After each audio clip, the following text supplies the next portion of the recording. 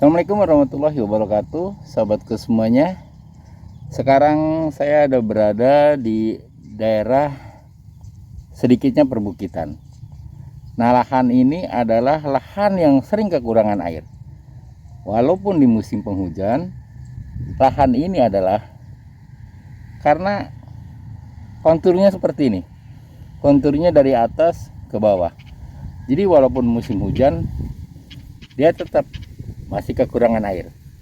Artinya nggak anteng airnya itu, apalagi di musim kemarau.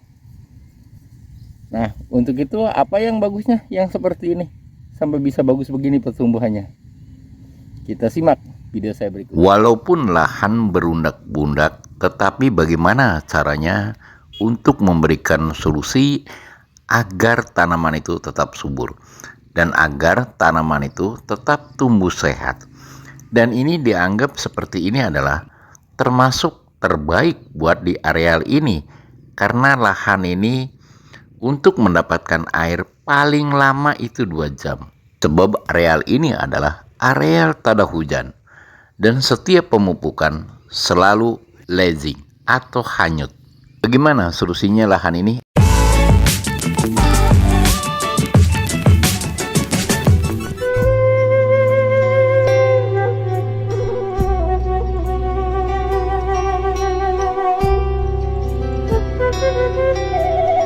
Lahan pertanian terutama adalah untuk tanaman padi.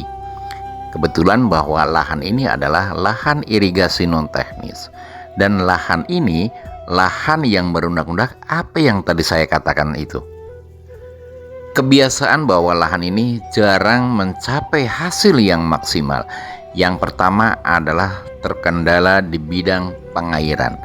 Yang keduanya adalah penyerapan pupuk tidak sempurna.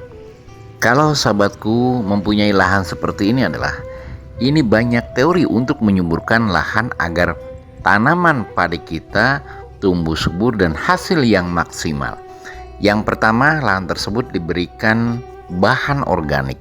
Yang keduanya, bagaimana caranya untuk mengairi supaya air itu awet di petakan kita atau di lahan kita itu dengan cara pemberian organik. Artinya renik-renik yang di dalam lahan kita itu harus betul terjaga. Selanjutnya adalah pemupukan yang cukup atau yang standar. Nah, dengan cara teori tadi, jarang bahwa tanaman ini adalah tumbuh subur. Adapun kita memberikan sesuatu semacam bahan organik kepada lahan kita, prosesnya lama. Dan pertumbuhan tanaman padi tidak cukup hanya hari itu diberikan dan hari itu ada pertumbuhan. Tidak seperti itu. Kendala seperti itu sebetulnya sangat mudah, sahabatku. Dan tanaman tersebut harus diberikan unsur fungsional. Semacam kita dari awal selalu diberikan adalah semacam silika. Artinya pengaplikasiannya adalah setelah pemupukan 1 minggu atau di usia 21 hari kita bisa menggunakan atau mengaplikasikan semacam jenis unsur fungsional silika. Bisa dilakukan sambil pemberian nutrisi atau menanggulangi masalah hama. Nah, ini menggunakan silika di lahan tada hujan atau tanah yang kekurangan air, ini sangat cocok sekali menurut saya.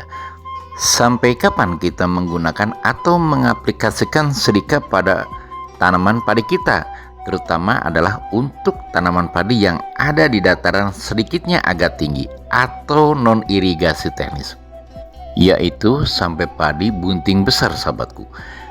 Apa yang saya katakan tadi dari awal adalah setelah pemupukan 1 minggu atau dari usia 21 hari sampai padi bunting besar, kita selalu menggunakan silika. Banyak merek silika, semacam Orinit, semacam Kalsika, dan semacam yang lainnya. Kebetulan adalah bahwa lahan ini kita menggunakan Orinit dan hasilnya seperti inilah. Hasil daripada Orinit di lahan tada hujan atau di lahan non irigasi teknis. Ini adalah kebetulan tanahnya agak tinggi lah dibandingkan dengan lahan-lahan yang lain, dan setiap tahun tidak pernah mencapai maksimal seperti ini. Berapa dosis daripada Orinit itu? kita pertama menggunakan dari usia 21 hari, itu kita diberikan adalah 2 mili per liter, atau per tangkinya antara 25 cc atau 25 mili sampai 30 mili. Itu standar. Nah, setelah bunting besar, kita dinaikkan dosisnya menjadi 3 mili untuk per liter. Banyak orang yang belum tahu hanya silika itu adalah untuk anti roboh atau anti rebah. Selain daripada itu juga ini bisa tahan air, karena di dalam batang tanaman padi dapat menahan atau dapat menyimpan kelembaban atau keseimbangan air di dalam batang tanaman padi kita tersebut. Untuk lebih jelasnya, sahabat petaniku semuanya, kita dengarkan dari ahli pertanian yang mengatakan bahwa silika itu adalah manfaatnya banyak. Contoh seperti ini. Silika dapat membantu tanaman padi yang kekurangan air dengan meningkatkan efisiensi penggunaan air, pertumbuhan, dan biomasa. Silika juga dapat meningkatkan ketahanan tanaman terhadap kekeringan.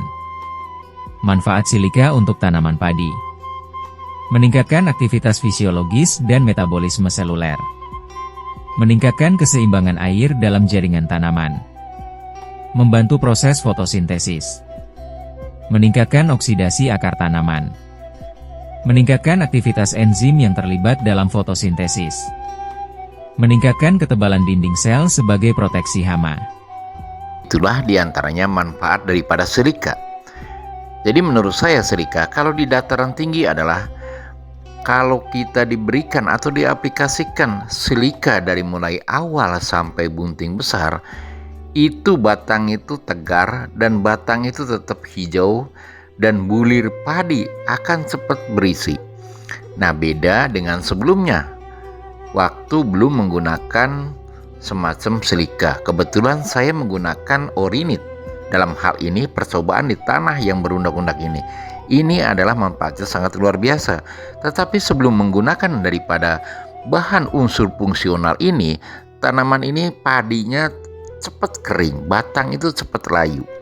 Kalau lahan kita itu mengalami di lahan dataran tinggi walaupun air cukup, tetapi sering pertumbuhan tanaman itu tidak sempurna dan batang itu kecil, nah itu kita segeralah kita menanggulangi dengan cara mengaplikasikan silika.